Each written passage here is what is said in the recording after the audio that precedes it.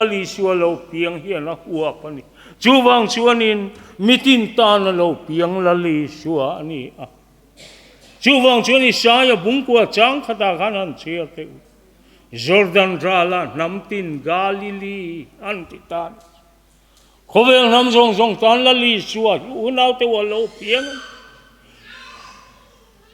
Lal Isua Isua na nen tuna hian ron pan la lain thin lunga lama hon la ro thil dang ngai to lawang ati chuwang chuanin Lal Isua lo piang kan thin lung ne na kan lan ve a keimania kan pian tir chuang kan tan ani kan sual na te kan bol lo na te kan clean lo na te kan tik lo na song song lo to song song khalal pan angai tua lo tuna hian ama pan tu din min du an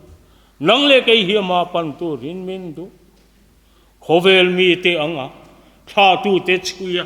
kling tu ni se Lal Isua hi ating lo tin Lal Isua lo piang hi chu tiang a piang tu ni se mi fing te khan ti dik chiang heroda inan lu khonge lal lo piang chuan vati kha achan chu mi lo pui zinga a lo piang anga lal thi sen ka ya tangin lo piang anga chu tiang chuan lo piang ta se unau du tak nang le kai hian chandam na ko nga hian chan vo kan nei lawang kan tling ve zo lawang kan tan chuan lang ta amai ro chu chu tiang ani lo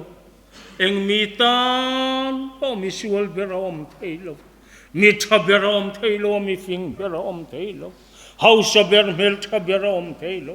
mel che berom thei lo eng mi tan po Lal Isua hi lo piang chu chu tha tu te hi no chiang em an chu wang chon mi tin tan Lal Isua lo piang chu chu ni lukabung hi chang so ma mi tin ta tu chan chin tha lo mom em karon thlen chu voila hian in tan davida khua chan dam tu piang ta lal khista chu van tir ko tenan ron ti chu wang chon unau du ka he Lal Isua lo piang hin lang le ke ta na ni kan sual na kha lal panangai tu ve thin lung ne ra kan pe ka ma kan pan ot chu eng lai poina ni chuan min pom du rengani ti kan hiat poimo Lal Isua mitin ta na lo piang hi kan hria chian hi poimo em ani chu wang chang kai chu ka ting ve lo ka sual em chu tiang mi chu ka ni ti thei kan ni lo Lal Isua hi kho vela chi cha le hausa le lal thi sen ka lo piang ani au lo atha tu te hi han en chu wang chuan lom lal pa pathian rem ruat le athil lo plan hi aro puina em chu han ngai tu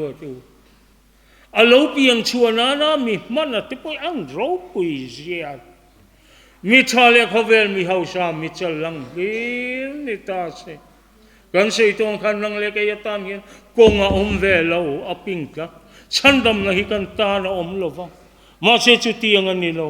mi ten inga mal ngai lo no chi zuar te wi re te khatiang ka Lal Isua hianin rom piang chua na mang ta mai chu chu Lal Isua hi mitin huwa isai na soyang khan Jordan dala namtin Galilee Lal Isua lo piang hiani mitin ta tu chan chin tha Lal Isua lo piang hiani chu wang in zan ni na hian unau du tak tu Lal Isua hi panang hu kan thin lung pe ang hu kan sual na lam le kan ti dik lo le kan that lo na lam kha lal panangai tu ave lova kan thin lung pe ilama hen panila amai ro cheng tinge Lal Isua nati kangai dama che ti sual le to su ati chu wang jon sima anen pan